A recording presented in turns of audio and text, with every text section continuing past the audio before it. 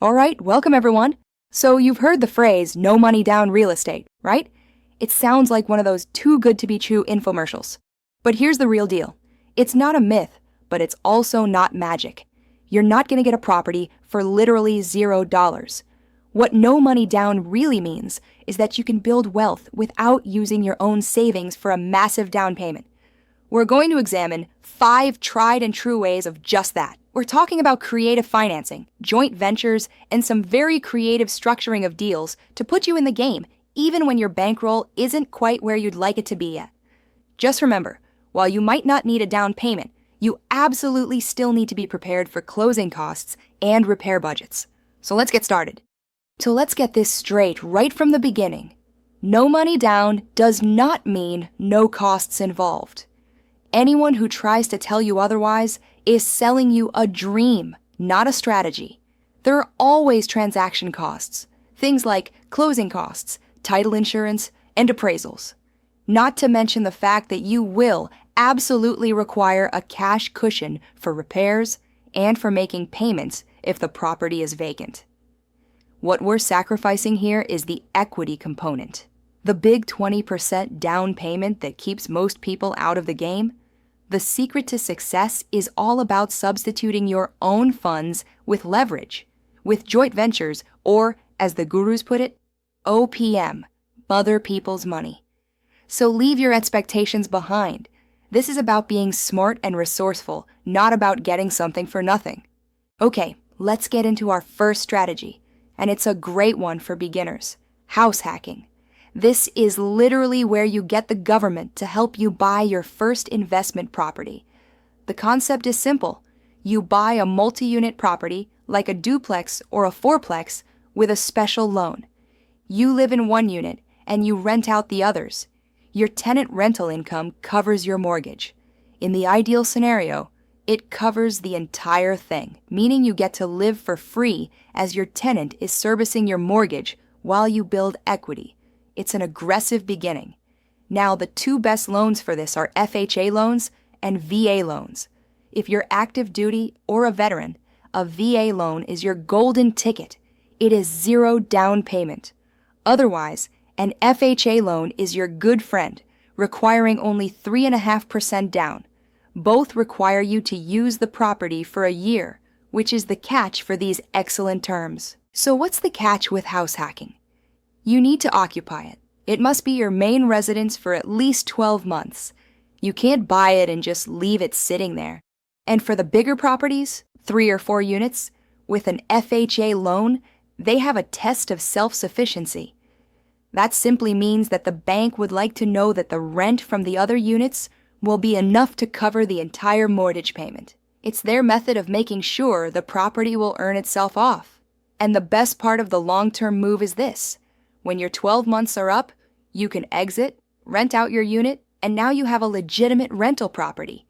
And then you can do the entire thing again on another property.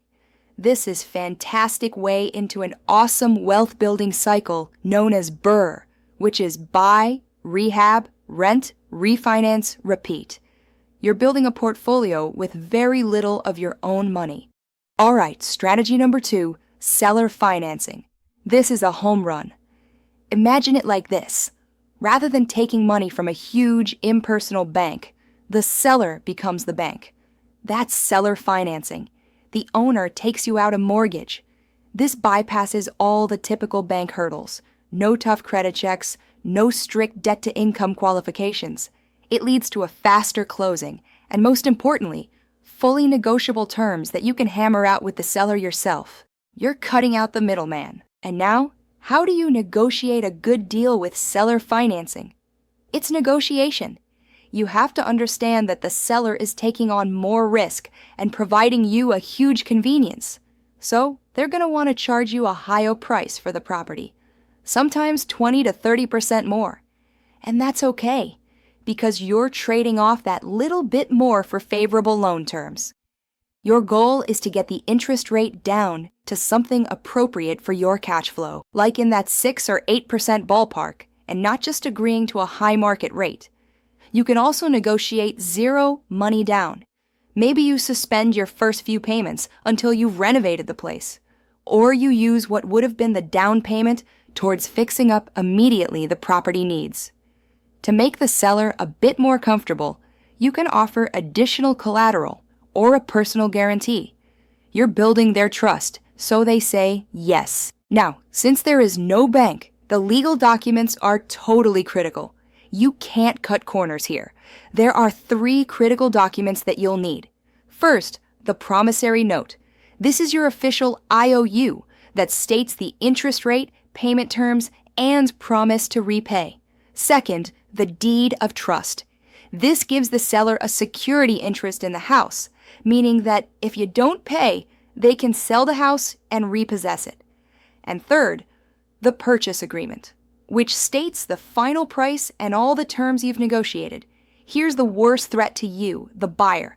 Seller financing is typically short, like 3 to 10 years, and then a gigantic balloon payment. You must know what you will do when that balloon payment is coming due, usually by refinancing into a traditional loan or selling the property. Don't be without a plan. Okay, strategy number 3, subject to acquisitions. This is high reward, high risk, and you have to concentrate hard. Subject to is that you're buying a property subject to the original mortgage. The deed gets rolled over into your name, so you legally own it, but the original mortgage is still in the seller's name. You just agree to make the monthly payments. The huge benefit is that you don't need to get trained on a new mortgage. You don't pay all those bank charges and closing fees. You can get a property with little or no money down, simply paying the seller for whatever equity they have in the house. Now, here's the one biggest risk in any subject to transaction, the due on sale clause. Just about every conventional mortgage contains this clause. It says that in the event that the property is conveyed without the lender's approval, the lender can demand payment of the full loan amount. Stat. Those that can trigger this clause are the recording of a deed change or even you making the change in the insurance policy. How do you minimize this risk? Land trusts are used frequently by savvy investors. They put the property into a trust and pass the beneficial interest to the buyer, often avoiding a publicly recorded deed change. The bitter, cold, hard truth is that you're taking a risk. You're wagering that as long as you keep making the payments on time, the lender will never call in the loan. Why? Because they're getting their money. They have nothing to foreclose on a performing loan, but you must understand this risk hangs over your head at all times. There are various methods of structuring a subject-to deal. The simplest one is a cash-to-loan deal. You just pay the seller cash for their equity and then make payments. If you don't have their equity in cash, you can do seller carryback, where the seller carries back their own equity at financing for you as a second mortgage. And then there's the more complex wraparound mortgage. You give the seller a new, bigger promissory note that wraps around the mortgage they currently have. You pay the seller in one payment, and he pays his initial lender. It allows them to take advantage of the rate disparity. But you have to be very confident that they are actually making that initial payment. Strategy 4 involves teamwork. Strategic partnerships. It's the old, I've got time and knowledge, you've got money situation. You are using other people's money, or OPM. You partner up. One is the operational partner. That's you. You find the deals, you work with the properties, you run the rehabs. The other is the capital partner. They bring the cash, the credit, or the financing. This is how you gain access to hard money lenders or private money lenders, by presenting them with a good deal and your ability to execute it. So how do you split the equity fairly if one contributes all the money and the other contributes all the work? This is where partnerships fail. A 50-50 split is not necessarily fair. You need a weighted system. You're valuing everything. The cash you invest might be worth 20 to 40% of the value. Your skill and time in managing the property might be worth another 15 to 30%. The value of you finding the deal, your market awareness, that might be 15 to 35%. And your experience and contacts might be worth another 10 to 25%. If you're the zero money one, but you have a killer deal and you're going to be in charge of the whole project, you can rightly appropriate 50% or more equity. You have to know your worth and be able to communicate it. Please put it in writing. A handshake's not sufficient. You require a comprehensive, legally binding operating agreement. This report must detail everyone's roles and responsibilities, who does what. It must be a decision-making process, how you vote on big decisions. It must detail the financial structure, the ownership percentage, and how profits are split. And most importantly, it must have an exit strategy, a clear map for what happens if someone exits or if you have a conflict. This protects both the cash and the sweat equity. Our final strategy is lease options. This is essentially control without ownership. You gain immediate control of a property by combining a standard lease agreement with an exclusive option to purchase it at some point down the line. You rent from 1 to 3 years and pay the owner an upfront, non-refundable option fee. This hedges in an eventual purchase price for you. Then you occupy, or more accurately, you locate a tenant buyer to occupy. This gives you cash flow and control, and never do you have to obtain a conventional mortgage to buy the property. All right, let's raise the stakes one more step with the sandwich lease option. And here's how you do this with zero money down. You are the middleman. You first get a lease option from the unwilling property owner, let's say owner A. Then you go right ahead and sublease the property to an end tenant who would prefer to rent to own, let's say owner B. You create 3 sources of profit here. First, you charge owner B an option fee higher than you paid, and the difference in the fee will usually cover your initial expense. Second, you get higher monthly rent from owner B than you pay to owner A. That's your cash flow each month. And third, you fix a lower buying price with owner A and a higher one with owner B, so that when owner B buys, you capture the spread. This works best with clean, saleable properties in decent locations. And of course, there are risks. The biggest one is market volatility. If the market drops, your end purchaser won't exercise their option to buy because the price you've agreed is now too high. There's also a risk that they can't get a mortgage when the time comes, and you want to be very explicit in the contract about maintenance. Who fixes a faulty water heater? You or the renter? Write it down.